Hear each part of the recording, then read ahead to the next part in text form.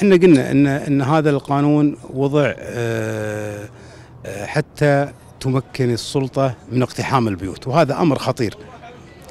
احنا اليوم نتحدث للناس عامة، خلك من المعارضة، خلك من المقاطعة، نتحدث عن أن السلطة اليوم، وهذا الكلام موجه لجميع فئات المجتمع، هذا السلطة اليوم قاعد تشرع هذه القوانين حتى تجعل الكويت دولة بوليسية. من يصفق لها اليوم سوف يعض أصابع الندم في الغد في كثير من الأمور.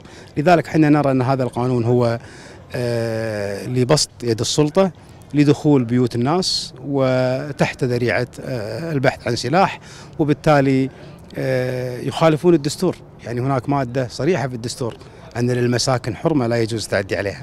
هم وضعوا هذه القوانين، البعض للأسف الآن قاعد يصفق لهم، لكن ما يدري أن في الغد القريب ممكن أن هذا القانون اللي الآن صفق له راح يطبق عليه وعلى المجموعة اللي معه.